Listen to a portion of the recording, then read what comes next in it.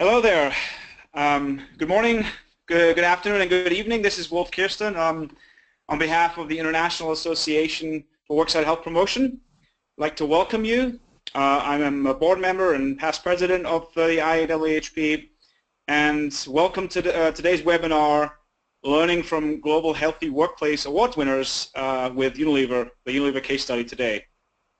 So before we get into the presentation, and I will introduce our speakers today, I'd like to mention a few housekeeping items. So all your lines, participant lines, have been placed on mute in order to keep background noise at a minimum. But of course we can take your questions. And there are two ways to ask a question. The first one is to raise your hand using the hand icon on the left side of your toolbar. If you select this icon, we will unmute your audio line, and you can actually ask the question via the phone or your headset. You can also type the question in the portion of the toolbar where questions are allowed, and we'll just read the question to the group. Of course, we will try to answer as many questions as possible. Prior to the end of the session, we're going to leave some time for that.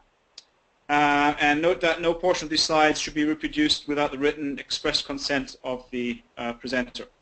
The event will offer 1.0 ACSM continuing education credits, and all your participants at your site, if you have several at your site, you're all eligible to receive the credits. Following the session, you will receive an email with the CEC information as well as a link to a brief survey. So please take a few moments to complete the survey. It's always helpful for us to improve our services and webinars and so on. As a reminder, this event is presented by the International Association for Worksite Health Promotion, which is an affiliate society of ACSM, the American College of Sports Medicine. So the IAWHP is the first global association dedicated to advancing the global community of worksite health promotion practitioners.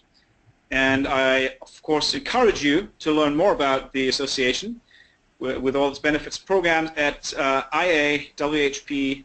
Very easy to find on the internet. And also interact with other professionals, and we have a fairly active LinkedIn page, group page, as well as a Facebook page. So the slide that you're seeing right now is about the Global Healthy Workplace Awards. And I thought it'd be useful to briefly introduce to you what these awards are about, as I actually am the co-director of the Global Center for Healthy Workplaces, which is the logo you see here. Now, before getting into a little bit about the criteria, you see here a list of this year's winners. Every year the awards are held and awarded and given out.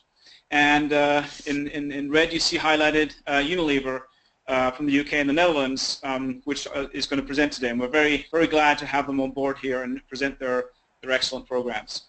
As you can see also, there are different categories. There are 3 categories, so it's multinational, large employers, and SME, which stands for small and medium-sized employers, up to 500 employees. And as you can see here, there's quite a diverse group, and every year we get applications from all over the place, from many different countries, usually around 20-30 different countries, including Asia, Africa, Latin America. So it's not just Europe and quote-unquote just Europe and North America.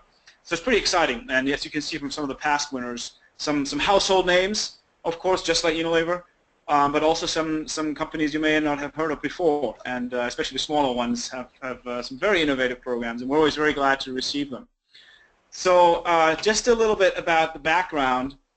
First of all, you can see the website if you want information, but if you could advance the slide, Sarah, that would be great. On this one, you see the World Health Organization Healthy Workplace Framework. And this is very important because the entire awards program is based on this framework and model for action. I should note at this point that the WHO does not officially endorse the awards program. They stay out of that. But they provided the technical expertise, and I was fortunate enough to be part of the working group to develop this model. And as you can see, just very briefly, there are 4 main areas. So you have the physical work environment, which deals to a large degree with your occupational risks, especially working in a manufacturing setting, very important, but also in all workplaces in the world, you need to take care of that so your workers don't get sick when they leave work. You also have a psychosocial work environment, which is becoming more and more in focus in terms of how the environment impacts the mental well-being of employees, or also the physical health in terms of psychosocial risk factors. And as you also will hear from our friends from Unilever, a number of European countries now, not only but especially in Europe, have legislation around this. So you need to assess your risks, not just physical work environment, but psychosocial work environment. So there's a lot happening there. Personal health resources really refers to your personal health and well-being, your lifestyles, a lot about wellness, which a lot of programs, especially in the US, have very strong programs. So that's that main area. And the fourth one, which I think is really coming into its own these days and becoming more significant, is the enterprise community involvement. So not just the programs and strategies that employers devise for their own employees, but to a larger sense, dependents, of course, but also the community. What role do they play there in terms of improving the health of the community at large? And there's some also very interesting programs out there from very innovative and programs from a variety of different employers in different countries.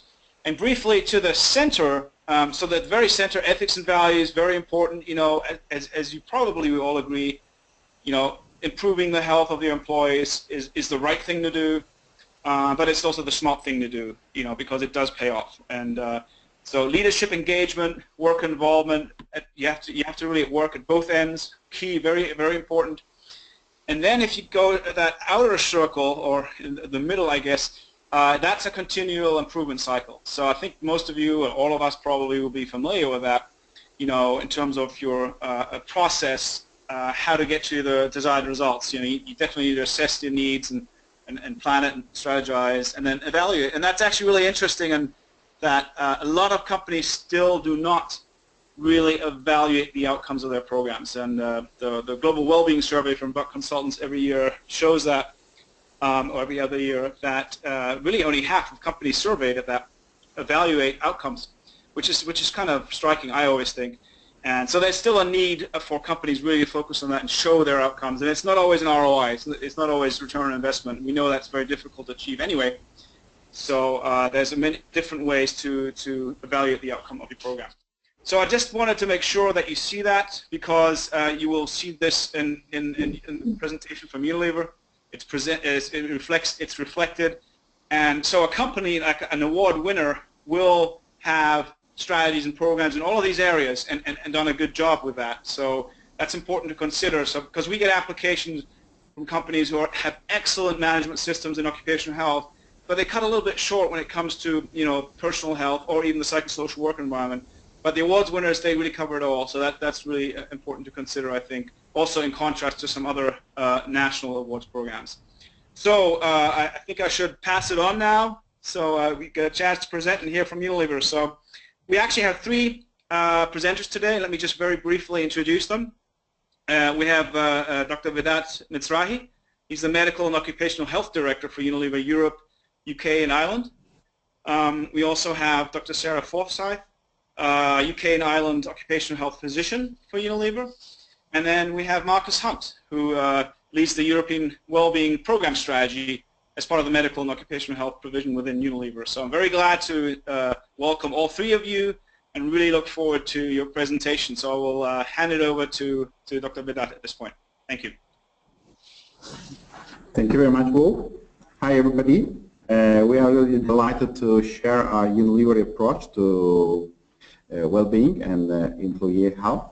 And the structure of the presentation will be based on the background of the Unilever Medical Occupational Health Services and health promotion, health protection in the company. And we will finish with the global integration and innovation part in Unilever. Just to introduce ourselves, I'm sure that you have an idea of Unilever. Unilever is a global company having more than 400 brands. We are present at the moment in more than 190 countries. And we know that our products are used around 2 billion times a day across the globe. Maybe you know most of our brands and you use in your daily life. Here are some brands of Unilever, well known across the globe. Unilever has a purpose as a company. Our purpose is to have more than 1 billion people to improve their health and well-being. And we want to help our environmental footprint, and also we want to enhance the livelihoods of millions of people. It's a really challenging purpose. And to reach our targets, we have a sustainable living plan. Now it's in place for more than 9 years, and we are implementing this really very successfully. And you will see that our plan has different pillars like health and hygiene, nutrition, greenhouse gases, water, waste, sustainable sourcing, better livelihoods. For us, to improve employee health and nutrition is very important, and we have also some other components like to reduce workplace injuries, to provide healthy eating information, to improve heart health, and everything is related to our business and to our sustainable living plan. Our internal medical and occupational strategy is also based on this one. We have a strategy in Unilever, and this strategy is prepared and approved by the top management for 5 years. Our actual strategies for 2016-2020 area, and you can see that our strategy is based on health promotion and health protection, but we have 3 main pillars. The first one is the employee well-being across physical and mental dimension. The second one is the prevention of occupational health, which is very important base for us. And also we try to create the right medical occupational organization to design and to add value to Unilever.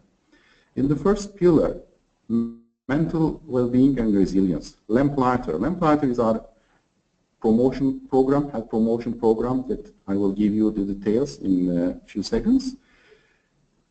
Local health risks, because we are operating across the globe and we have different countries with different local risks. Pandemic threats, it's important for us, and the business continuity is very important to ensure. Agile working is a concept of the last years, and it's very important. Aging workforce is an issue everywhere, especially in Europe and in North America. And travel health, because we have many business travelers and expats. And always we have KPIs to measure our progress on the strategy. And the KPIs here are the percentage of employees covered by the program, and also the prevalence of health risk factors that we measure every year via our Lamplighter physical checks, like hypertension, obesity, hypercholesterol, diabetes, BMI. The second pillar is more on health protection. We have here to prevent all work-related illnesses and occupational diseases.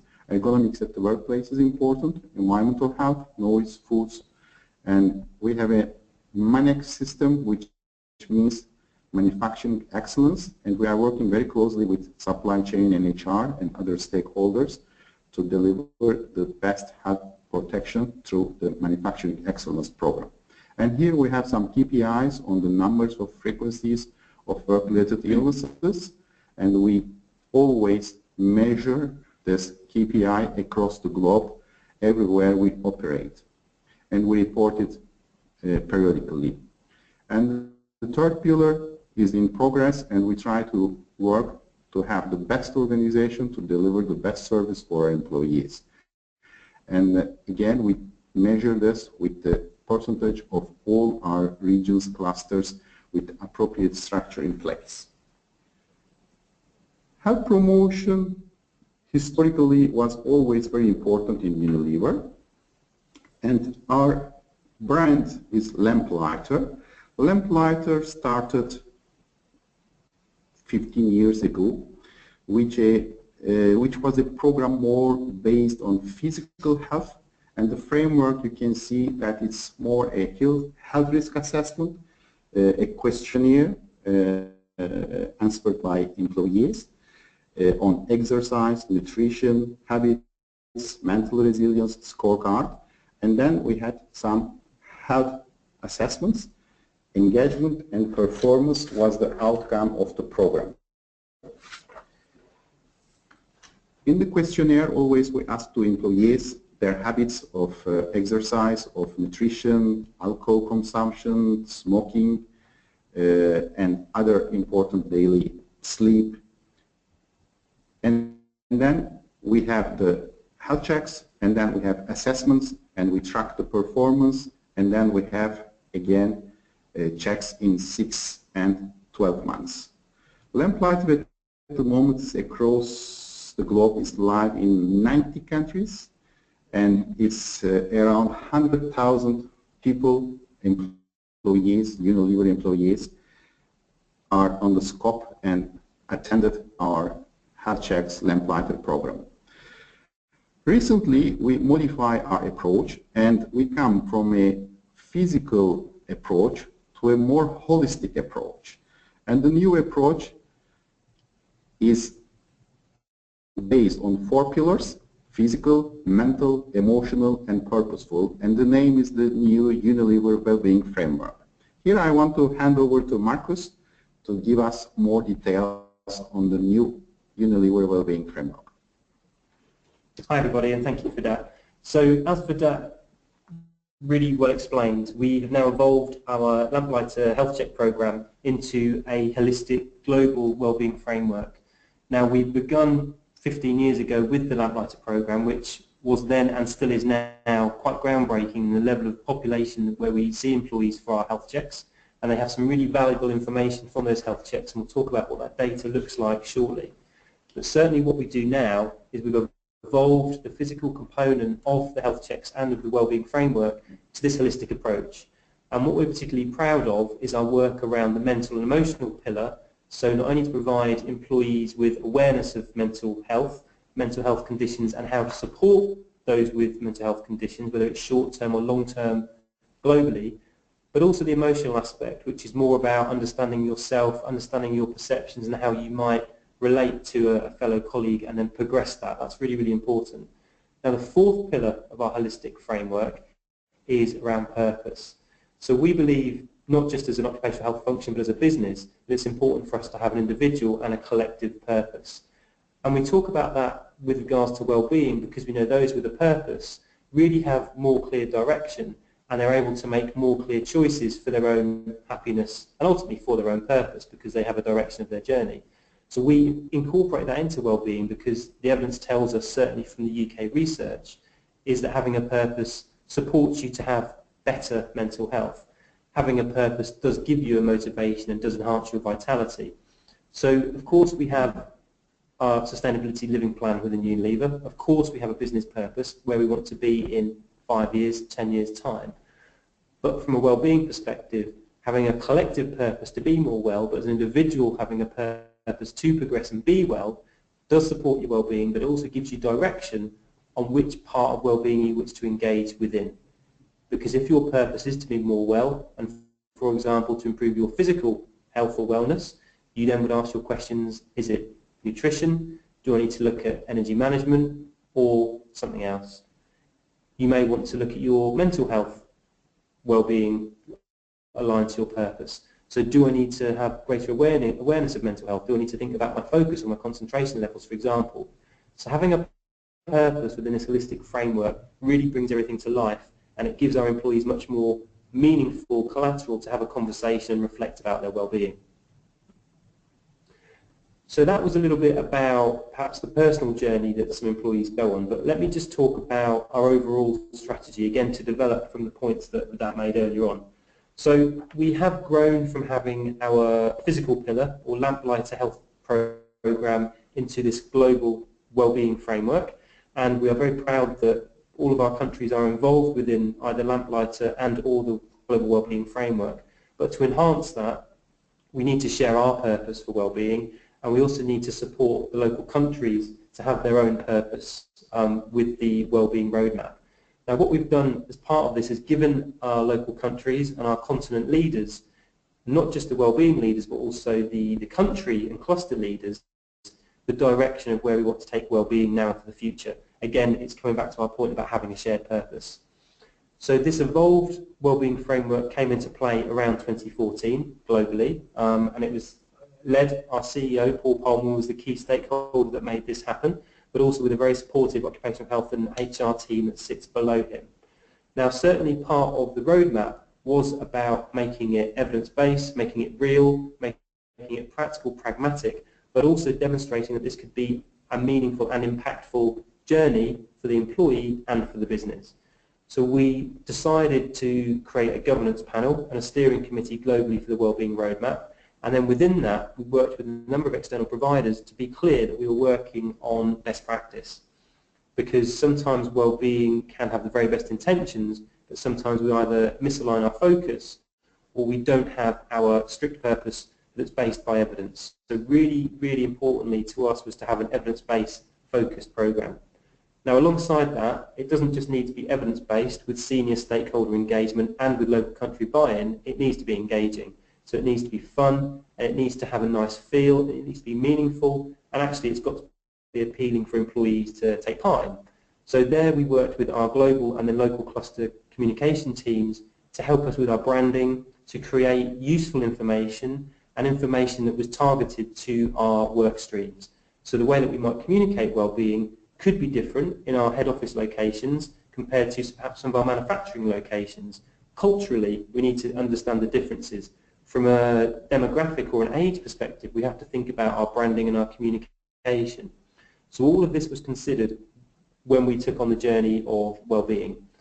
Now, the way that we really brought that to life, in my opinion, was that we had close country focus groups, which we call our Wellbeing Network.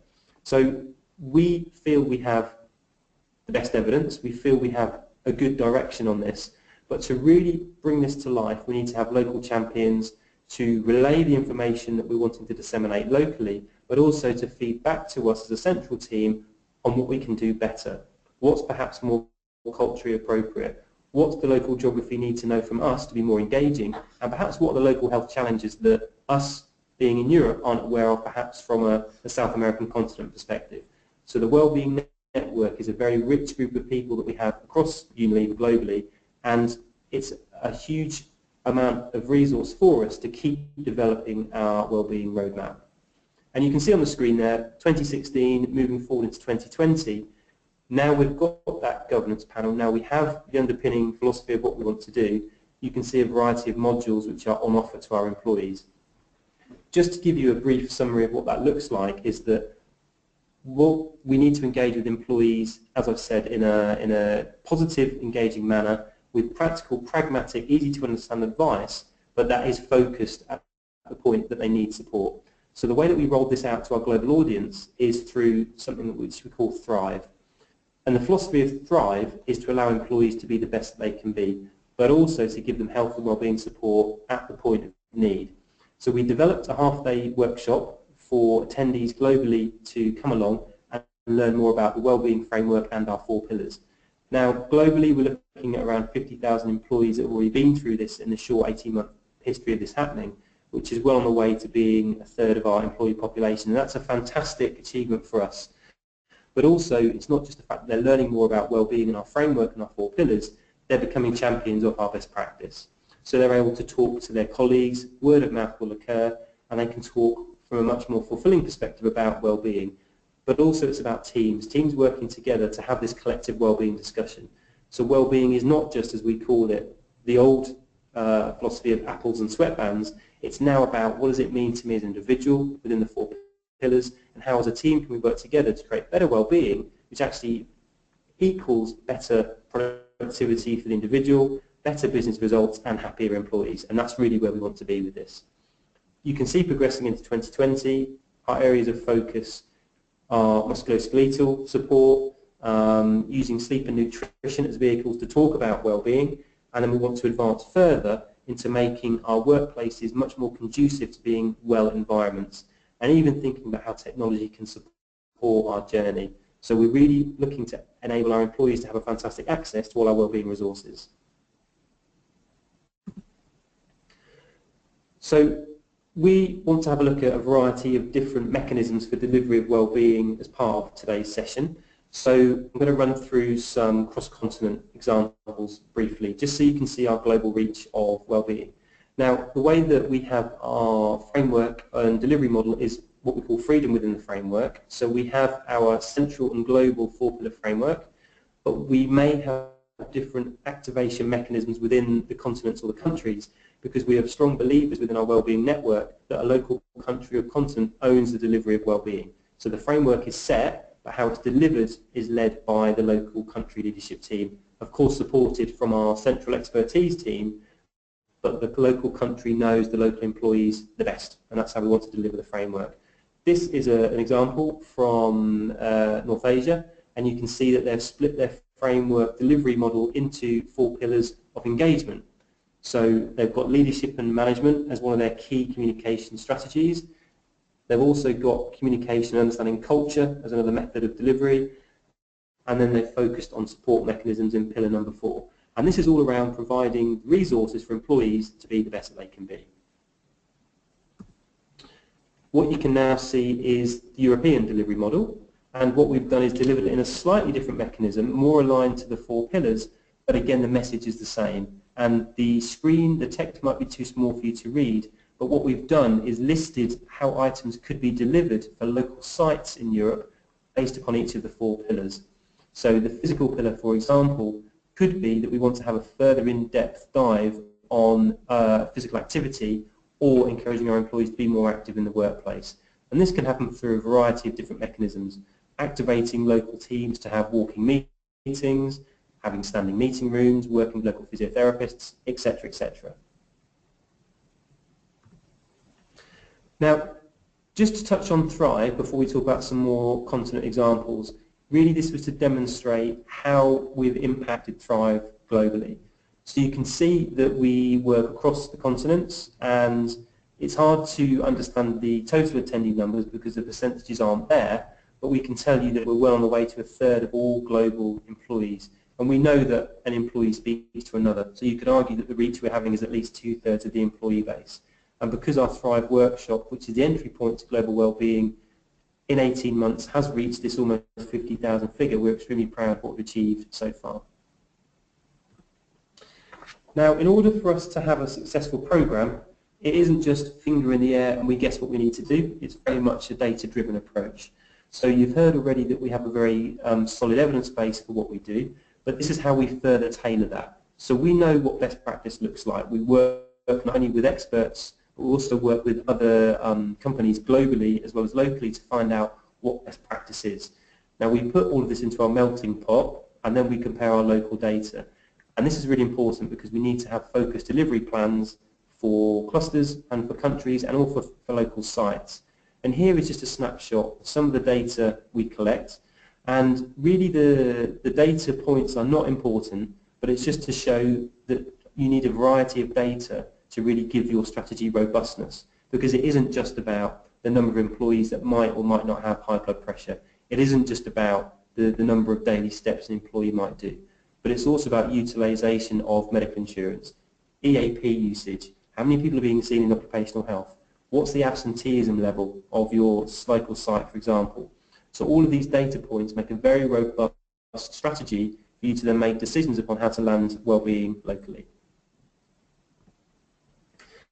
Now, I want to touch upon some of the data points quite briefly. We can't talk about all of our data points today because that would be the whole hour presentation, but just to touch on 2 or 3 I think would be important to set the scene for what we look at. So the Lamplighter program, which Dr. Vidat talked about, is our health check system which we have globally, and things that we look at range from blood pressure, body mass index, which are the basic measures, and then we look at perhaps some more evolved measures. So how many hours is an individual sleeping for? You know, they have these as self-reported measures. We look at how many hours or minutes someone would declare themselves to be physically active, and then we look at some perhaps more medical biometrics such as cholesterol and glucose measures. And we plot this on a national basis and a site basis, which helps to lead us to what we need to do from a strategic perspective.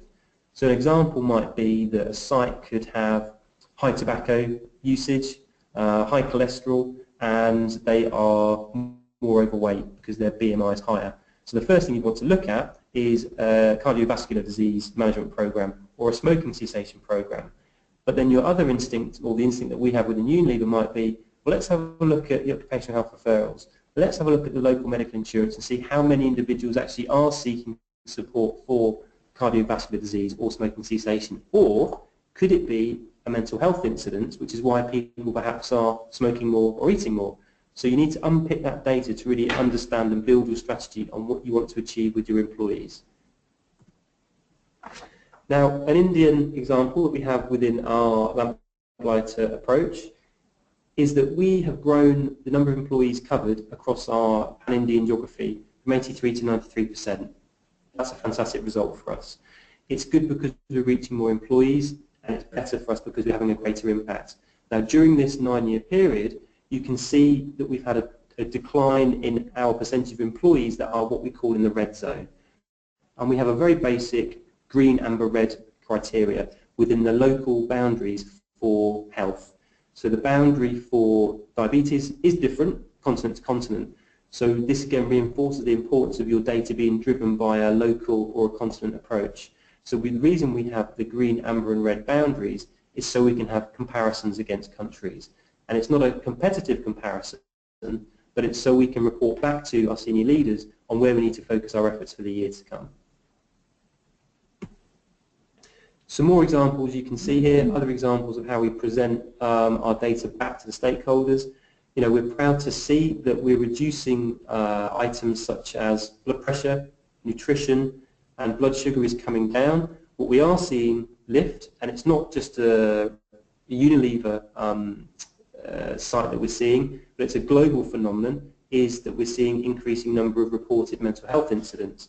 Now, we are firm believers that we like to see at the moment this increase in mental health incidents because we are seeing more conversation about mental health. And I think that maybe in 5 or 10 years' time, we'll see this decrease. But the reason we're happy to see this increasing the last 5 years and the next 5 years is because we're increasing awareness of mental health conditions. We want people to be able to openly talk about these items, and we want people to seek support. And I guess that would be one of my take-out points for those in the audience that are listening, is that don't be scared that if you're seeing a rise in a particular health incident, if it's something you're having a conversation about, and if it's something that you want to promote, because naturally, the more you talk about something, the more prevalence you will see in the business. That's a natural consequence of the conversation. So please don't let that put you off. Make sure you have a conversation, especially about this increasing prevalence of mental health globally. Last 2 slides from me, talking about some other activation examples. So here, coming back to what we do in Europe, to be engaging with wellbeing, it isn't just about health checks, and it isn't just the importance of understanding lifestyle factors, but it's also about having real conversations. And this links nicely to what I was just saying about mental health. You know, it's about saying that it's okay to have a conversation. You don't need to have an immediate deep dive conversation of mental health. What you need to do perhaps is broach the subject in a more gentle way. So talk about the importance of having a conversation.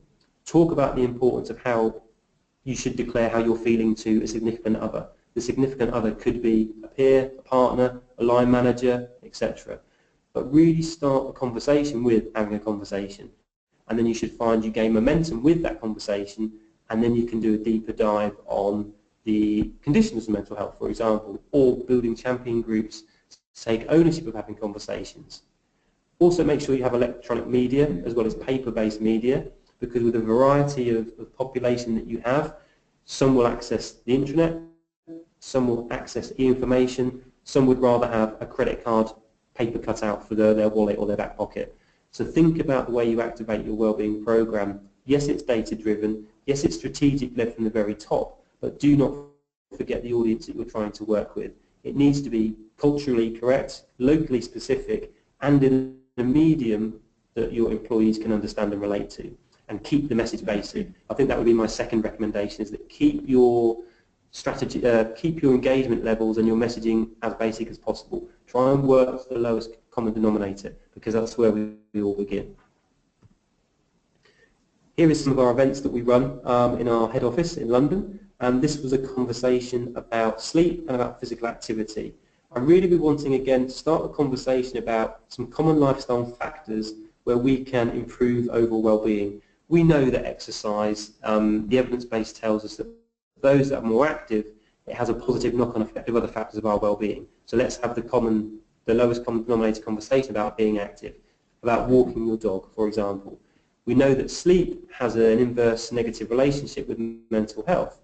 So let's have a conversation about sleep, because that might be a more approachable conversation to have than mental health at the moment, at the beginning of your journey. Once you're confident to talk about sleep, you're confident to talk about exercise, which is then related to overall well-being, then you can have the next conversation about mental health. And here is just some of the output of our Sleep Well campaign that we ran last year in Europe, and it's now happening globally this year. And it's really about making it fun, engaging, but with some hard-hitting facts that sits beneath it to really perhaps shock some of your attendees or employees about why something like sleep might be important.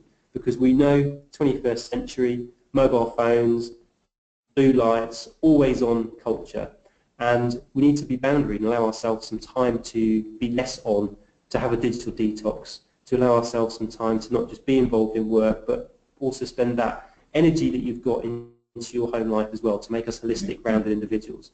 I think that's a really key part of overall well-being. Finally, we haven't touched upon nutrition, but this is something that we're working on developing very importantly for the next 2 to 3 years, which is about a global nutritional framework. And again, I can't really do this justice today, but I think it's just to assure the audience that we need to really have a robust method of wellbeing support for our employees.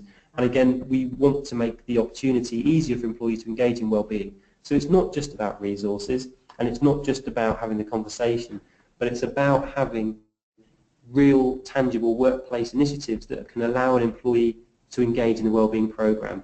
Because if we talk about eating well, we talk about sleeping well and not always being on 24/7, but the business demands that of an individual, or there isn't the opportunity within the business to perform a digital detox or to eat more healthy meals, we're doing ourselves a disservice. So we need to make sure that our well-being and business priorities and processes are linked and connected, and nutrition is a part of that. If we want our employees to eat well and eat more appropriate portion meals, our restaurant services need to be attuned to that. Very important. Before I pass over to Dr. Sarah, we also know that return on investment is extremely important, and we're very lucky at Unilever. We don't embark on well-being or invest in occupational health for return on investment. We do it because we believe it's the right thing. We want our employees to be the best they can be, and it's because we have senior leadership to be a sustainable organisation. However, a return on investment is as important in some respects because we want to show that we're doing the right thing financially as well as morally. So we work with an externally validated organisation that reviews our wellbeing programme, reviews our impact based on our health data, and then looks at significant impact within the business. And we're really proud that the majority of our country wellbeing programmes achieve over and above a 4-to-1 return on investment. Some countries are achieving this threefold. And we want to just breed confidence in those of you that are thinking, is wellbeing the right thing to do? How do I convince perhaps the cynics? What do I do?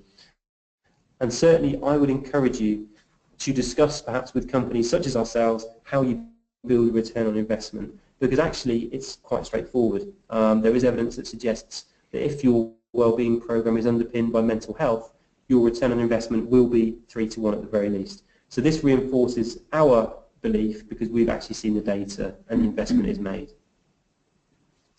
Okay, so over to Dr. Sarah. Thank you, Marcus. I'm going to focus now on the pillar of health protection in Unilever, and really this incorporates many factors, primarily the prevention of work-related illness and occupational disease, but we also have a comprehensive health surveillance program for workplace health risks, including our global enzyme serology program. We have a big focus globally on musculoskeletal health at work. We provide a lot of travel health support to our global employees, primary health care in some specific conditions and specific countries, and also the global occupational health standards. So firstly, I'll touch on work-related illness. We collect and report all cases of work-related ill health globally. So that means for each case that we get at each site, they'll be fully investigated locally and actions identified to prevent reoccurrence of any ill health or disease in the workplace. And from all of those we have lessons learned, and those are spread across globally so that we can learn from all of our factories across the business. And of course these will be conditions that might be mental health, musculoskeletal, respiratory, skin, ear, nose and throat problems, or noise-induced hearing loss. So we track those, and we have KPIs to reduce those in all of the countries. We work very closely with site safety to improve the ergonomics in the workplace. So in each of the sites we have education programs for line managers and employees in terms of recognising signs and symptoms of musculoskeletal ill health, manual handling training. We have systems where we have early referral with musculoskeletal issues to the occupational health or physiotherapy provision, and also actively engaged with ergonomic assessments at the sites to improve the workplace. An example here about primary care is that in the late 80s, 90s, Unilever recognised that HIV was a growing problem, especially in Africa, where unfortunately the local support in terms of education, training and medication was very limited. So they decided that it was an opportunity for them to provide that for the employees there, and there was a very active campaign of training and education, but also medication and treatment for the employees, and that was a very successful program. Again, we talked about global medical and occupational health standards. So globally we have standards, and some of the ones here are listed. So there's Unilever specific standard on medical and occupational health, so what we expect to be provided in each country, a Unilever standard on HIV and AIDS, a global occupational health standard for no smoking, a mental wellbeing standard, and as Marcus has touched on, the corporate nutrition guidance standard. And this slide really just demonstrates that we implemented the no smoking standards across the globe, and as a small testimonial for one person who's benefited from this program. But we have many people who managed to give up smoking, but not only did we put the standards in, we also provided comprehensive smoking cessation programs for these people. But none of this could be done without engagement of the employees. So that varies from site to site. That might be the health and safety committees, it might be site wellness committees. In terms of Africa, it was obviously the HIV and AIDS committee. It might be a dignity enhancement committee in line with HR or wellbeing ambassadors. But really, we couldn't do all of this without fully involving employees and employee groups in the delivery of these programs. And of course, union and works council involvement is also very important to us. So we'll run past ideas with the unions and the works councils and get inputs into what their feeling is about what might work or not work at the sites. So it's felt like a very much a joint approach with the employees. Thank you, Sarah. On the global integration and innovations, I will really explain that we have to work with all stakeholders together. I think it's very, very important to be in good relationship and cooperation with all important stakeholders like HR, supply chain, and all other stakeholders. Safety is important for us also. And you can see in this slide that we have health promotion, health protection, and the appropriate medical organization, like I mentioned in the strategy. And we have the counseling on lifestyle disease. We promote mental and physical health. We implement the HIV programs. And then with health promotion, we have the health risk assessments, ergonomic evaluations, enzyme surveillance, control of MSDAs, noise-induced hearing loss, food handlers, and we have to work closely with HR to develop a healthy workplace culture. And also we have to identify, train, and display required occupational health resources across the globe. As I mentioned also before, we have a manufacturing excellence process in our supply chain. And supply chain always works on evidences, on targets, on numbers. And we do the same, and in the same manufacturing excellence process, there are some medical occupational health specific standard targets. It means that depending on the achievement of the site has a score, and this takes place across the targets. You can see that, for example, in health protections, the foundation is to prevent all occupational illness and accidents. But if you go to the world-class manufacturing excellence, you can see that ergonomic consideration has to be there. All the design stage has medical occupational health involvement, and we have year-on-year improvement in prevention of occupational illnesses. The Lamplighter program, if there is a pilot in place, is a foundation level. If the attendance is around 25–50%, is a developed level. If it's between 50–75%, is an advanced level. But to be world-class for a site in medical occupational health Lamplighter component, they have to attend more than 75% of all the workforce has to be covered, and all the improvement steps has to be in place, and the health-based assessments, exercise, nutrition, resilience modules has to be in place. We have to measure presenteeism, and again to take all the needed actions and steps in place to reduce absenteeism. Mental well-being is again the same. Global standards are mandatory, and we have to have everywhere the foundation level and the referral service available. But if you want a world-class site, you have to do your periodic evaluation of stress resilience with the feedback and psychiatric support where needed. You have to take all the steps to improve mental well-being based on periodic evaluation. By the way, between them, you have to provide counselor support, periodic evaluation of mental health and mental well-being at workplace.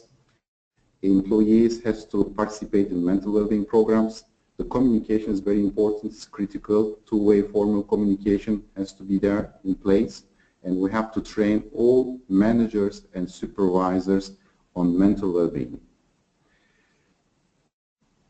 It's not so easy to summarize in a short webinar all the programs, but I want to finish our short presentation with a quote of our CEO, because I believe that the top management is critical on the success of this kind of programs. Your top management has really to believe, to trust on the well-being of employees, and they have to lead and support the efforts. And there are really role models on this. Paul Polman is our CEO, and you can see his quote. He says, by listening and responding to their emotional needs, we give our people a much better chance of fulfilling their true potential, which is good for them and good for the company. Thank you again for attending this webinar, and I want to finish with a summary that we think that good health is also good business. Thank you, and we are ready for your questions. Thank you so much, Vedat, Sarah, and Marcus for a very illuminating presentation here.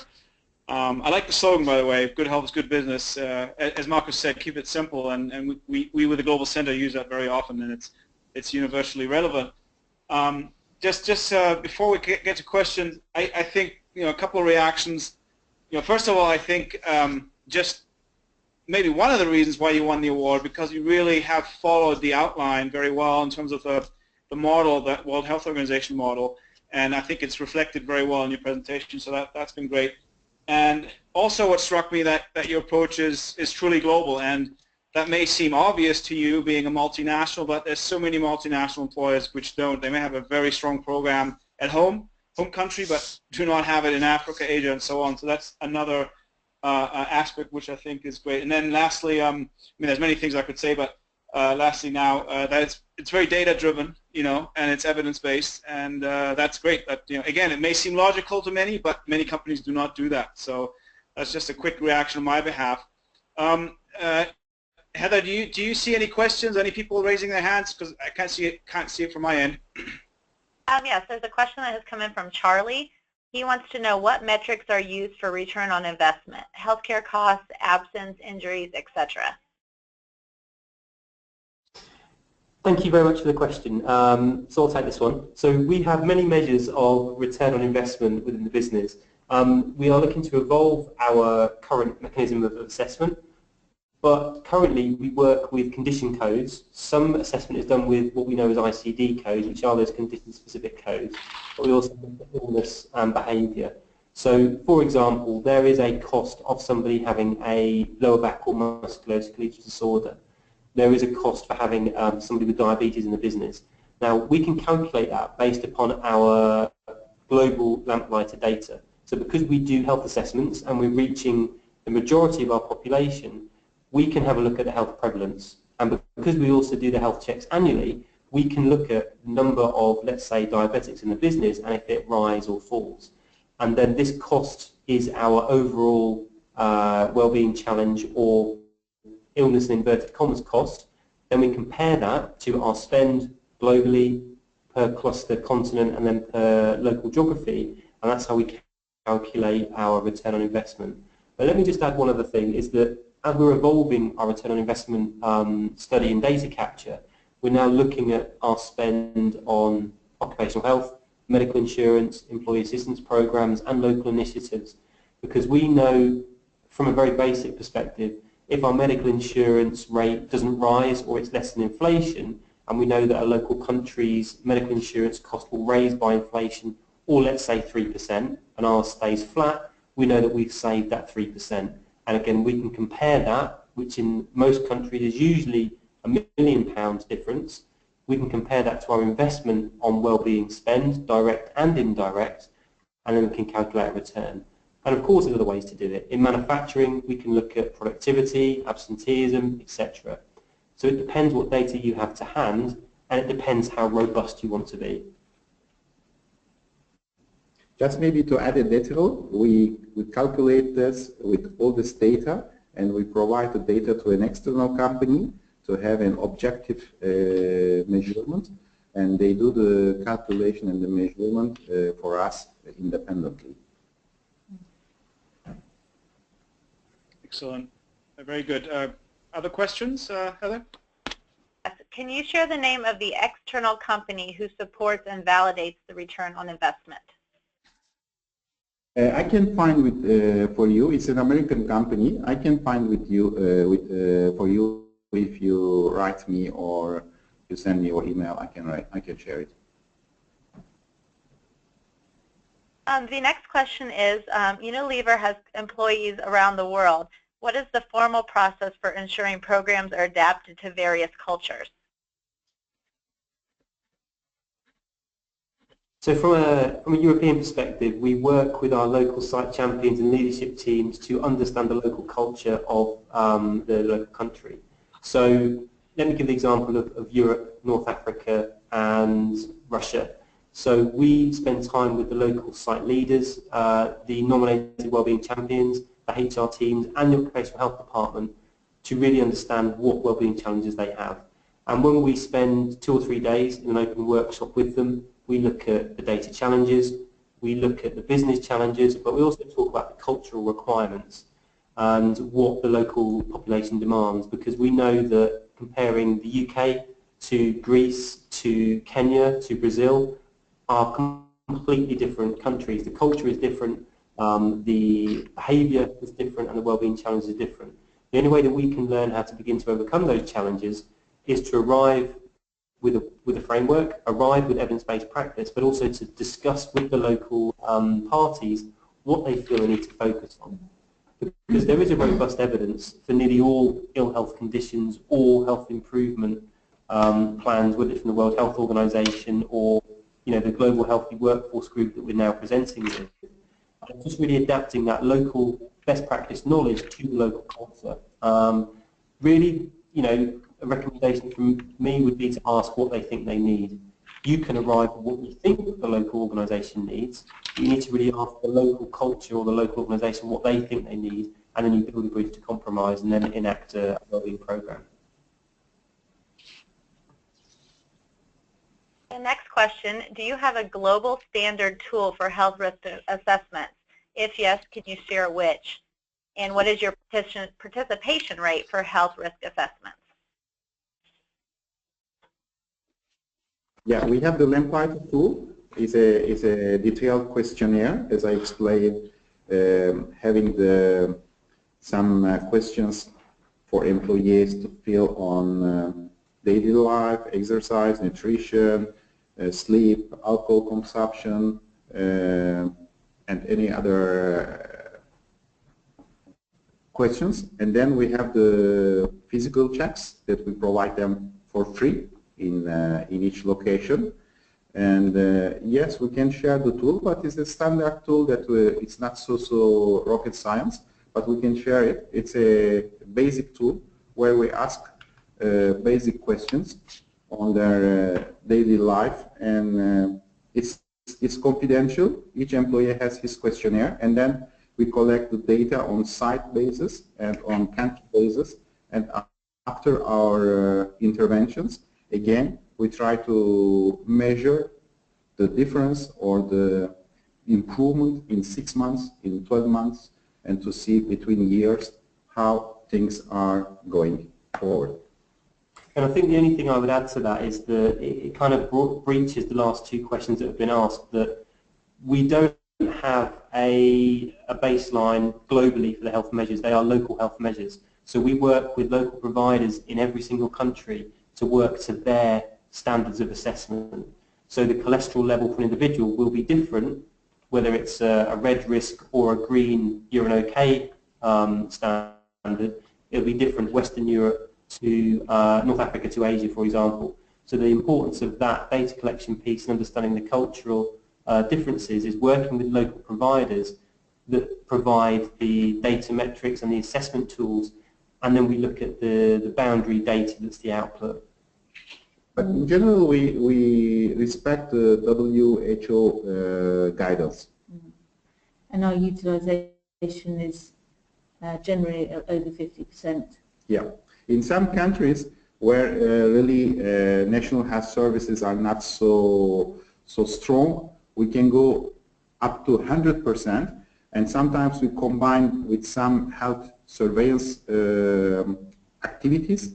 It can go to 100% because employees are very keen to take part. Also, unions are encouraging employees to take part because it's a good initiative for them, it's a benefit. In countries where national health services are more effective, it's a little lower, but in general, we have more than 50% across the globe. Well, the last question that has been submitted, do employees participate on company time or participate in programs on their own time? No, company time.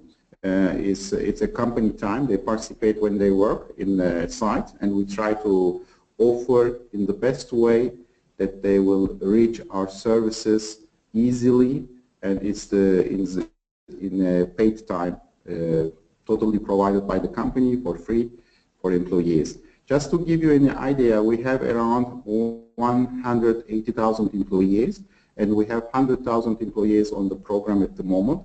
It means that it's around 60% at the moment, the attendance rate. Great. It's, I guess, thank you first of all also for the questions to everybody, and very good questions. And I encourage you to reach out to Vedat or Unilever, very open with sharing, and I think this is what the awards program is all about sharing and then learning. And so I think, just encourage you to do that, or also check the website, globalhealthyworkplace.org.